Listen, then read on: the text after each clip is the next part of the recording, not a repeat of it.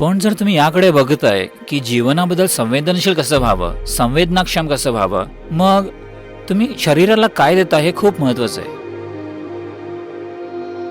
जर आपण शरीराचं निरीक्षण केलं तर कोणत्या प्रकारच्या अन्नामुळे शरीर सर्वात आनंदी राहतं, सर्वात स्वस्थ आहे, स्वाभाविकपणे हे तुमच्या लक्षात येईल. शाकाहारी किंवा वनस्पती आधारित अन्नासोबत मी फक्त एकदाच जेवतो बहुतेक दिवशी. ते मला 24 तासांसाठी पुरेसं असतं.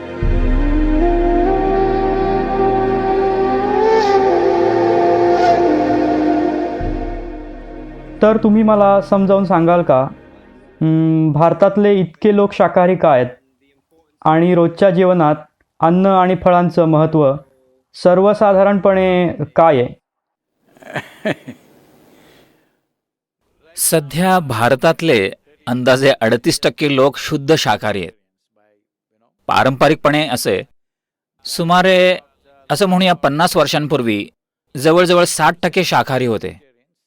पण पाश्चात्य शिक्षण घेतलेले डॉक्टर लोकांना सांगतायत जर तुम्ही मांसाहार केला नाही तर तुमचं पोषण होणार नाही, तुम्ही थोडं मांस खाल्लंच पाहिजे.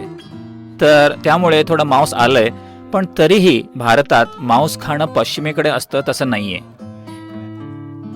ही फक्त एक साईड डिश आहे. मांसाहारी लोकांसाठी सुद्धा ही फक्त एक साईड डिश आहे. पण शाकाहार कशासाठी हे बघा. जर तुमचं अस्तित्व धोक्यात असेल तर तुमचं संपूर्ण जीवन जिवंत राहण्याबद्दल आहे. एकदा का पोटा पाण्याची काळजी घेतली गेली की आता तुम्हाला वाटेल की हे सगळं नेमकं काय आहे. कारण जेव्हा अस्तित्वाचा प्रश्न उद्भवतो तेव्हा असं वाटतं तुमच्या पोटा पाण्याचा प्रश्न सुटला की सर्व काही चांगलं होईल. पण एकदा पोटा पाण्याची काळजी मिटली की तुम्हाला समजेल की ते सत्य नाही. तुमच्या जीवनाला दुसऱ्या कशाची तरी ओढ आहे. तर पोटा पाण्याचा प्रश्न अगदी साधा आणि सोपा होता. ही एक सुपीक भूमी होती. लोक व्यवस्थित जगले, त्यामुळे ते स्वतःच्या आत पाहू लागले आणि विविध गोष्टी विकसित करू लागले. आणि एक महत्वाची गोष्ट म्हणजे देशातले सुमारे 70% लोक नेहमीच सक्रियपणे आध्यात्मिक होते.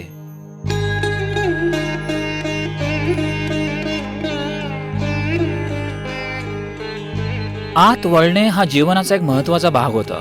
त्यामुळे ते जेव्हा आत वळले तेव्हा त्यांना समजलं की ते काय खातात हे महत्वाचं आहे.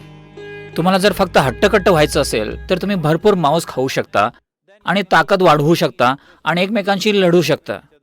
पण जर तुम्ही याकडे बघताय की जीवनाबद्दल संवेदनशील कसं व्हावं, संवेदनाक्षम कसं व्हावं, सामान्य जाणीवेपलीकडच्या गोष्टींचा बोध कसा घेता येईल, मग तुम्ही शरीराला काय देता हे खूप महत्वाचं आहे.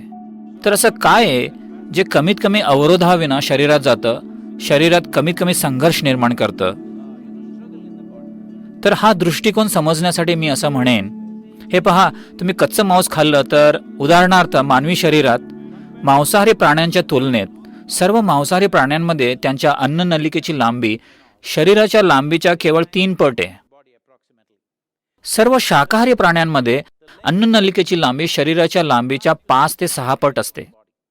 तर माणसांमध्ये ते 24 ते 28 किंवा 30 फुटांदरम्यान असतं, जे आपल्या शरीराच्या लांबीच्या 5 ते 6 पट जास्त आहे.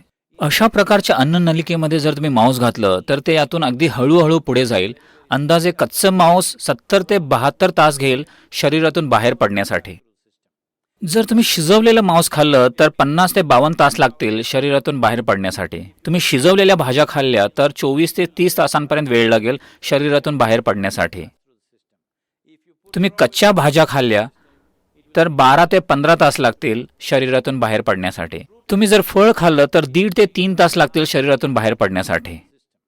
तर आपण हे ओळखायला सुरुवात केली की कुठल्या प्रकारच्या अन्नामुळे शरीरात कमीत कमी अवशेष, कमीत कमी अशुद्धी निर्माण होते आणि ते शरीरातून पटकन निघून जातं. कारण योगात ही एक महत्वाची बाब आहे. आम्ही सर्वजण आता हे साध्य करतो. जर आम्ही काही खाल्लं तर 2-2.5 तासात भूक लागणं आवश्यक आहे किंवा पोट रिकामं असलं पाहिजे. पण आम्ही काही खात नाही. पोट रिकामं आहे पण आम्ही उत्साही आहोत म्हणून आम्ही खात नाही. तर साधारणपणे इथं योग केंद्रात प्रत्येकजण फक्त 2दा जेवतो. एक सकाळी 10 वाजता आणि संध्याकाळी 7 वाजता. बस. मी फक्त एकदाच जेवतो बहुतेक दिवशी. मी प्रवासात असलो तर मी थोडं वेगळं करू शकतो, पण मी घरी असलो तर मी फक्त एकदाच जेवतो. ते तुम्ही सकाळी करता का संध्याकाळी? मी जरा उत्सुक आहे. माझ्यासाठी ते संध्याकाळी 4:30-5 ला असतं. ते मला 24 तासांसाठी पुरेसं असतं. हा काही एक नियम नाहीये, फक्त एवढंच आहे की ही एक गरज आहे तर समजा एखाद्या दिवशी भरपूर शारीरिक काम होत असेल तर तुम्ही थोडा नाश्ता किंवा एखादा फळ किंवा असं काहीतरी खाऊ शकता. अन्न म्हणजे एक तत्वज्ञान किंवा एक प्रकारची धार्मिक प्रक्रिया बनवू नये. अन्न ही शरीराची आवश्यकता आहे. जर आपण शरीराचं निरीक्षण केलं तर कोणत्या प्रकारच्या अन्नामुळे शरीर सर्वात आनंदी राहतं, शरीर सर्वात स्वस्थ आहे, स्वाभाविकपणे हे तुमच्या लक्षात येईल. शाकाहारी किंवा वनस्पती आधारित अन्नासोबत शरीर सर्वात आरामात आहे आणि स्वस्थ आहे. ते लवचिक आहे, आरामात आहे, दररोज त्याला कमी प्रक्रिया करावी लागते. तर स्वाभाविकपणे ज्यांनी निरीक्षण केले त्यांच्या स्वतःच्या शरीराचं ते साहजिकच शाकाहारी झाले. जेव्हा अस्तित्वाचा प्रश्न होता तेव्हा शिकार करणं आणि तुम्ही जे काही मारले ते खाणं हे नैसर्गिक होतं. पण जसजसा समाज स्थिरावला, त्यांना हवं ते पिकवू शकले. त्यांनी स्वतःचं अधिकाधिक निरीक्षण केल्यामुळे आणि जीवन केवळ जिवंत राहण्याबद्दल नाही तर उच्च पातळीचे आकलन आणि अनुभवापर्यंत घेऊन जाण्याबद्दल झालं. मग शाकाहारी बनणं नैसर्गिकरित्या होईल. ही एक नैसर्गिक प्रक्रिया आहे. हे होणारच आहे सगळीकडे.